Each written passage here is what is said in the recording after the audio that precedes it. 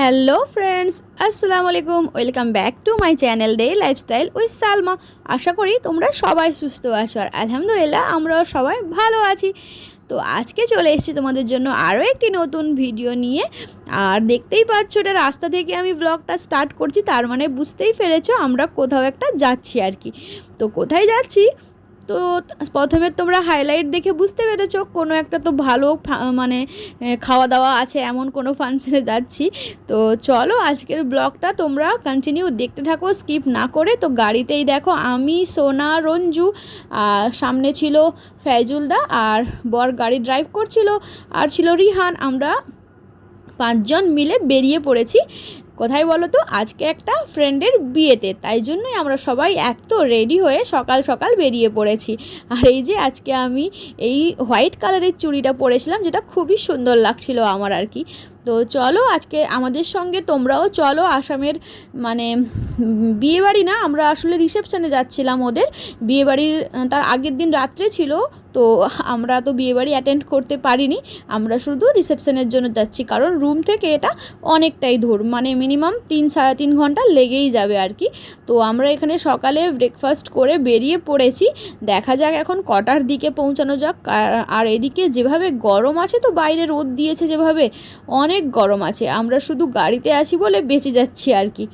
তো চলো, রাস্তার ভিউ তো অনেক সুন্দর, মানে সাইড ভিউগুলো অনেক সুন্দর আছে, কারণ আগেও আমরা এই রোড দিয়ে গেছি, আর আমি সেটাও তোমাদের সাথে মানে শেয়ার করেছি। আমি লিঙ্ক ডেসক্রিপশানে দিয়ে দেবো। মানে ওই যে সূর্য পাহাড় বলে একটা ব্লগ ভিডিও আছে আমার, ওটাতে আমি কিন্তু এই রোড দিয়েই আমরা গেছিলাম গোয়ালপাড়া।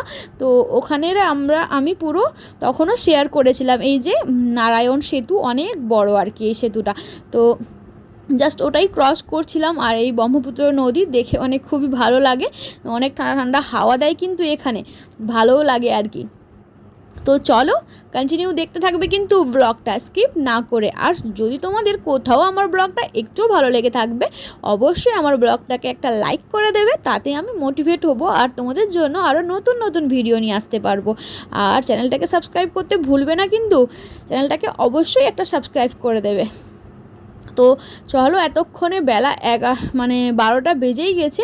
আমরা এবার অনেকটাই মানে ক্লোজ চলে এসেছি, আর 1 ঘন্টার মধ্যে হয়তো আমরা পৌঁছে যেতে পারবো, মানে পৌঁছে যাব এরকম আশা করছি। দেখা যাক কি হয় আর কি। গল্প করতে করতেই আমরা ঠিক পৌঁছে গেছি আর কি আমাদের যেখানে ডেস্টিনেশন আর কি। তো এটা হচ্ছে জায়গাটির নাম ধূপধরা আর কি, এরকম জায়গাটার নাম।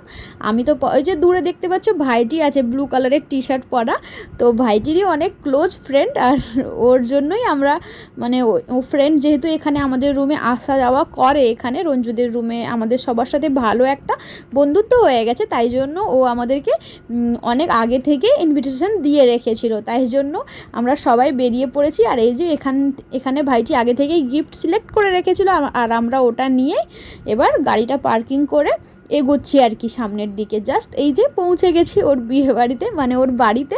আর এই যে সামনে থেকেই পুরো প্যান্ডেল স্টার্ট হয়ে গেছে, খুবই সুন্দর প্যান্ডেল করেছিল ওরা, মানে ডেকোরেশন খুবই সুন্দর ছিল। আর যেহেতু আমরা দিনের বেলা গেছিলাম, তাই জন্য এখনও লাইটিনিং অন হয়নি, কিন্তু এখানে সাইডে না অনেক আম পড়েছিল ছোট ছোট, দেখতে পাচ্ছ এই দেখো। তো তখন মানে আম দেখে তো আমাদের ইচ্ছে হচ্ছে 2-4টা কুড়িয়ে নিই আর নুন লঙ্কা মাখিয়ে জাস্ট খেয়ে নিই আর কি, এরকম মনে হচ্ছে। আর এদিকে যেভাবে গরম, আমরা পুরো ঘেমে যাচ্ছি। তারপরে আমি আবার হিজাব করেছি, তার জন্য আরও বেশি গরম লাগছে। আর আমরা তারপরেই ভেতরে ঢুকে যেতে প্যান্ডেলে আর অতটা গরম লাগেনি, কারণ এখানে ফ্যানের ভালোভাবে ব্যবস্থা ছিল। আর আমরা আসা মাত্র আমাদেরকে ওয়েলকাম ড্রিঙ্ক দিল, মানে শরবত যেটা হয়, কারণ এই গরমে মেন ওটাই দরকার আর কি। এত গরমে ঠান্ডা ঠান্ডা শরবত আর পকোড়া খেয়ে আমরা একটু রিল্যাক্স হলাম আর কি ততক্ষণে। আর এই যে ভাইটির বন্ধু আর তার মিসেস আর কি, অনেক সুন্দরভাবে ওরা রেডি হয়ে বসেছিল, ওদের জন্য খুবই স্পেশাল দিন ছিল, তাই জন্য আজকে ওদেরকে দেখানো তো একদম জরুরি আর কি। আর আমরা এখানে বসে ভাবছি এই যে আমাদের সামনে গাছটা আছে যাতে এই ডেকোরেশনটা হয়েছে এটা কি গাছ আর কি, আমরা সবাই মিলে এখানে মাথাটা লাগাচ্ছি এত মানে চিন্তিত অবস্থায়। তো তার কিছুক্ষণ পরেই আমরা খাওয়া দাওয়ার জন্য চলে গেছিলাম, কারণ এখন ফাঁকা ছিল।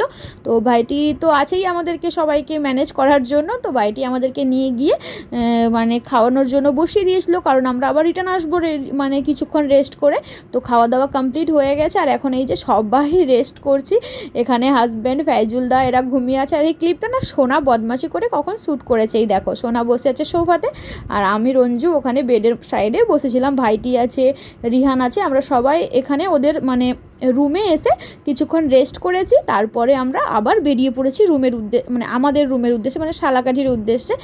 আর গাড়িতে উঠে আমরা প্রথম মানে সবাই মানে গরমে ততক্ষণে তো অবস্থা খারাপ হয়ে গেছে আমাদের আর কি, সেদিন অত্যাধিক গরম ছিল। আর আমরা গাড়িতে বসেই তখন আমি তো প্রথমে হিজাব খুলেছি, মানে পুরো আমার চুল না ঘেমে পুরো শেষ হয়ে গেছে আর কি, এমন অবস্থা তখন।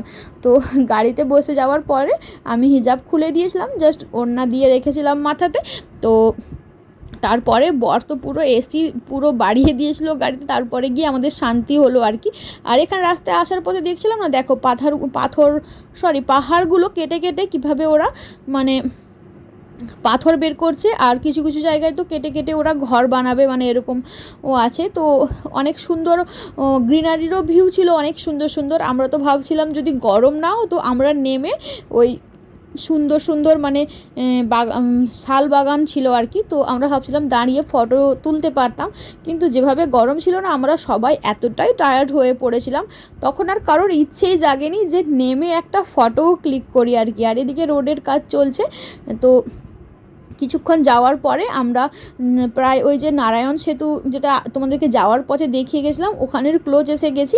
আর এখানে আমরা বরকে বললাম যে অনেক ঠান্ডা ঠান্ডা হাওয়া দেবে, যেহেতু ব্রহ্মপুত্র নদী আছে নিচে, তো আমরা একটু গ্লাসটা ডাউন করতে চাই। তো তাই জন্য আমরা সবাই মিলে গ্লাস ডাউন করে দিতে, এত সুন্দর ঠান্ডা হাওয়া আসছিল না, আমরা বেশ মানে এনজয় করছিলাম সবাই মিলে, খুব সুন্দর লাগছিল। এই গরমে যেন তৃপ্তির হাওয়া আর কি, মানে কি তৃপ্তি লাগছিল মানে সেটা বলে বোঝানো যায় না আর কি, এমন অবস্থা। এই যে আমরা এখন জাস্ট ব্রিজটা ক্রস করছি।